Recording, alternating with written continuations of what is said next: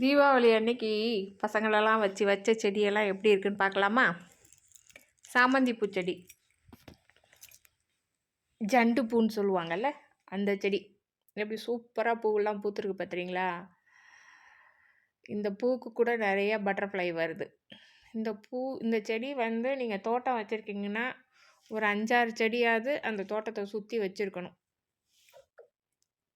பட்டர்ஃப்ளைனால் நிறைய பெனிஃபிட் இருக்குல்ல. டிசம்பர் பூவில் மொக்கு வைக்க ஆரம்பித்தாச்சு. கரெக்டாக டிசம்பர் மாதம் பூக்கும்னு நினைக்கிறேன்.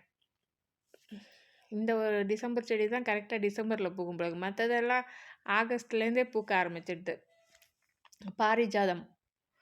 பாரிஜாதத்தில் நிறைய துளிர் வந்திருக்கு, புதுசாக மொக்கெல்லாம் வருது. பாருங்கள், சுற்றி நிறைய துளிர் வந்திருக்கு. அப்புறம் பசங்க வச்சாங்கல்ல, அது பட்ரோஸ் சூப்பராக வந்திருக்கு. அதுக்குன்னு தனி க்ரோ பேக் கொடுத்தோடனே அது செம்மையாக வராது. ஒரு லீஃபும் நல்லா ஹெல்த்தியாக இருக்குது. குட்டி குட்டி க்ரோ பேக் வாங்கி மீஷோவில் தான் வாங்கினேன். 12 பேக்கு 160 ரூபா, அந்த மாதிரி குட்டி குட்டி பேகு சூப்பராக வந்திருக்கு. அதில் அதுக்குன்னு ஒரு தனி க்ரோ பேக் கொடுத்தோடனே அதெல்லாம் செமையாக வளருது. இது பம்ப்ளி மாஸ் இப்போ தான் வந்து நிறைய துளிர் வச்சுருக்கு, புது துளிர்லாம் வருது. மழை தண்ணி தான் அதுங்களுக்கு பயங்கரமான உரமாச்சே, அதனால் வந்து எல்லாம் சூப்பராக வராங்க. அப்புறம் வந்து ஜினியா பூ, இது என்ன கலர்னு தெரியல. அவங்க கொடுத்த விதையை தூவி விட்டதில் வந்து அது செடியை ரீபாட் பண்ணி வச்சுருக்கோம். அன்றைக்கி வச்சது தான் இது. அப்புறம் இந்த கீரையை பற்றி தான் அவங்களெல்லாம் கேட்டிருக்கேன். என்ன கீரைன்னு தெரியல, பட் பூ அழகாக இருந்ததுன்னு வீடியோ எடுத்தாச்சு. சூப்பராக இருக்குல்ல பூ? நீங்களாம் பாருங்கள், அழகாக இருக்குது. அந்த பர்பிள் கலருக்கும் க்ரீனுக்கும் இலையோட ஷேப்புக்கும் செமையாக இருக்குது. அப்புறம் நம்ம ரோஜாவை பார்த்தீங்களா? ஏதோ பாலைவனத்து ரோஜா மாதிரி இல்லை, இலையே இல்லாமல் வெறும் பூவில் பூ மட்டும் கரெக்டாக பூத்துரும். இலை இல்லைனாலும் அதுக்கு வந்து தன்னை அழகாக காட்டிக்கணுன்னு தான் அதுக்கு ஆசை ரோஜாவுக்கு. இன்சுலின் பிளான்ட்டுக்கெலாம் குட்டி குட்டியாக அங்கங்கே சொருவி வச்சுருந்தேன். எல்லாருக்கும் தனியாக இந்தாங்க உங்களுக்கு இந்த இடம், உங்களுக்கு இந்த இடம்னு தனித்தனியாக கொடுத்தோன்னே இந்த பட்ரோஸு இன்சுலின் பிளான்ட்டெல்லாம் செமையாக போட்டி போட்டு நீயா நானான்னு வளர்கிறாங்க.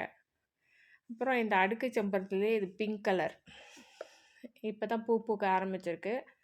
பட் நல்லா குண்டாக இருக்குது, நல்லா பூ. இது வந்து ஒரு ஹைப்ரிட், ஒரு ரெட்டு கலர் செம்பருத்தி, ஒத்த செம்பருத்தி. இப்போ தான் துளிர் விட ஆரம்பிச்சிருக்கு. அன்றைக்கி பசங்கள்லாம் செமையாக வச்சுருக்காங்க செடியை. சூப்பராக எல்லா செடியுமே, ஒரு செடி கூட ஃபெயிலியர் கிடையாது. எல்லா செடியுமே புதுசாக துளிர் விட்டாச்சு. ரோஸ் பாருங்கள், ரீபாட் பண்ணதில் நிறைய துளிர் விட்டுருக்கு. ஒரு ரோஸ் செடி பூவே பூத்துடுச்சு, நிறைய துளிர் விட்டுருக்கு பார்த்தீங்களா? பன்னீர் ரோஸ், இதெல்லாம் பன்னீர் ரோஸ் கட்டிங்கை தூக்கி போடாமல் வளர்த்ததோட எஃபெக்ட் இது. இப்போ வீட்டில் 5-6 இடத்துல பன்னீர் ரோஸ் தான் இருக்குது. பாருங்கள், பூவெல்லாம் பூத்துடுச்சு.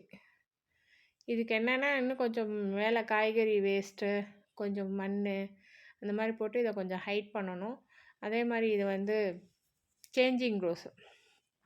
எல்லாருக்கும் கீழே இருந்தபோது வெயில் கம்மியாக இருந்ததுன்னு சொல்லிட்டு எல்லாம் வளர்ச்சியை மறைச்சி வச்சுருந்தானுங்க போல இருக்குது.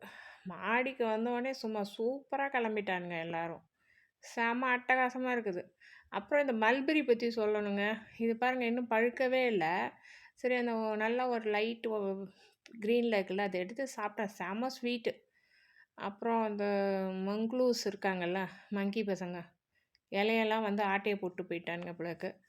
அது மாதிரி ஸ்டார் ஃப்ரூட்லேயும் ஒரு ஃப்ரூட்டை கடத்திட்டானுங்க. சரி பரவாயில்ல, அதுக்காக என்ன பண்ணுறது, அவங்களுக்கும் இதான ஃபுட்டு, சரி சாப்பிட்டுட்டு போட்டோம். நம்மளுக்கு இலை என்ன திரும்பி வந்துட போகுது. செடியை உடைக்காமல் வேரோடு பிடுங்கி போடாமல் இருந்தால் சரிதான். இது வந்து பொன்னாங்கண்ணி கீரை. சும்மா வீட்டில் வாங்கின கீரையை நட்டு வச்சதுக்கு புதுசாக நிறைய துளிர் வந்துடுச்சு. அப்புறம் சாமந்தி பூவோட அப்டேட்டு, சாமந்தி பிளான்ட் பிடிச்சவங்க நிறைய பேர் இதில் இருக்கீங்க. அப்டேட்டில் வந்து பூ வந்து இப்போ தான் கம்மியாக ஆரம்பிச்சிருக்கு. பட் ஒரு வீட்டு சாமிக்கு தேவையான அளவுக்கு பூக்குது. ஒரு நாளைக்கு ஒரு 10 பூவாவது இருக்குது. இது வந்து ஒயிட் கலர் கொடி ரோஸ். எங்கள் வீட்டுக்கு ஆப்போசிட்டில் இருந்த வீட்டில் வெக்கேட் பண்ணும்போது அவங்க கொடுத்துட்டு போனாங்க. அந்த செடி தான் இது. நல்லா கொடியாக போய் கொத்தாக பூக்கும், பார்க்குறதுக்கும் அழகாக இருக்கும். அப்புறம் என்னென்னா, நம்ம இலந்தப்பழ செடியெல்லாம் நான் எதில் வச்சுருக்கேன்னா, பிளாக் கலரு க்ரோ பேக் இருக்குது பார்த்தீங்களா? சைஸ் வந்து 12x15 அதில் வச்சுருக்கேன். மரம் எல்லாம் பெரிய ட்ரம்மில் தான் வச்சுருக்கேன். அப்புறம் இங்கே பார்த்தீங்கன்னா, தண்ணி விட்றீங்கல்ல, அந்த தண்ணி வந்து கீழே வரணும். கீழ் ஹோல்ஸ் வழியா வந்தா தான் செடிக்கு கரெக்டான அளவுக்கு தண்ணி விட்ருக்குன்னு அர்த்தம். அந்த மாரி செடிக்கு அந்த மாரி தான் தண்ணி விடணும். சும்மா 1 மக்கு 2 மக்கு அப்படி கிடையாது. மேலே ஊத்துன தண்ணி கீழே வந்து ட்ராப்ஸ் வரணும். அப்போ கரெக்டாக இருக்குன்னு அர்த்தம் தண்ணி. இது வந்து டேபிள் ஆரஞ்சு, மினி ஆரஞ்சு. அதுதான் இது. இது இஞ்சி வந்து கீழே கிழங்கு வந்திருக்கு. குட்டி குட்டியா. இப்போ இன்னைக்கு தான் நானும் பார்த்தேன். கிழங்கு வந்திருக்கு சூப்பரா. தெரியுதுங்களா? இப்போ தான் கிழங்கெல்லாம் வைக்க ஆரம்பிச்சிருக்காங்க இஞ்சி மேடம். அப்புறம் ரோஜா பூ இன்னைக்கு பார்த்தீங்கன்னா, ஏகப்பட்ட பூ. மினிமம் ஒரு 10 பூ இருக்கும் போல இருக்கு. இந்த பன்னீர் ரோஸு. அப்புறம் அதனால தான் பட்டர்ஃப்ளைஸ்லாம் வரானுங்க போல இருக்கு. இந்த இந்த ஒரு பாட்லேயே தான் நான் 2 செடியும் வச்சுருக்கேன். ஜினியாவும் வச்சுருக்கேன். இன்னொன்னு இந்த கொடியில ஒரு பூ பிங்க் கலர் ஆரஞ்சு கலரில் பெருசாக பூக்கும் பார்த்தீங்களா? அந்த செடியும் இதில் தான் வச்சுருக்கேன். 2 பேருமே இதில் தான் இருக்காங்க. அப்புறம் நடுவில் ரோஸ் எல்லாம் கட் பண்ணி சின்ன சின்னதாக இருக்கிற பீஸெல்லாம் அங்கங்கே சொருவி வைப்பேன். இதுதான் கார்டனோட ஃபுல் வியூ. ஒரு ரவுண்டு பாருங்கள். அந்த வாசலில் இருக்க மரத்து மேலே அவரைக்காய் கொடி போயிட்டுருக்கு. வாழை மரம் இருக்குது, ரோஸ் இருக்குது, செர்ரி பழம் இருக்குது, இந்த மஞ்சள் கலர் பூ இருக்குது, மல்பெரி இருக்குது. மல்பெரி பிளான்ட்டு சின்னதாக இருக்குது, ஆனால் பழம் நிறையா இருக்குது. அப்புறம் பம்ப்ளி மாஸ் இருக்குது, ஸ்டார் ஃப்ரூட் இருக்குது, சப்போட்டா இருக்குது. இந்த பிளான்ட்டெல்லாம் நான் என்ன மாதிரி சைஸ் க்ரோ பேக்கில் வச்சுருக்கேன்றத ஒரு வீடியோவாக நான் உங்களுக்கு போடுறேன்.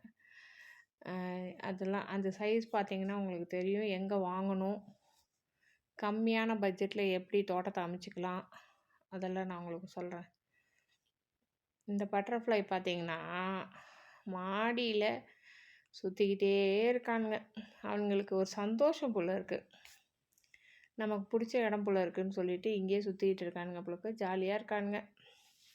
எனக்கும் அவங்கள பார்க்கும்போது ரொம்ப ஹாப்பியாச்சு. இன்றைக்கி செம காற்று தான். ஆனால் காற்று புயல் வந்து எந்த ஊரில் இருக்குதுன்னு தெரில. அதே மாதிரி இந்த ரோஸில் இந்த மாதிரி வருது பார்த்திங்களா, அந்த இலையெல்லாம் அப்பயே கட் பண்ணி விட்டுடுங்க.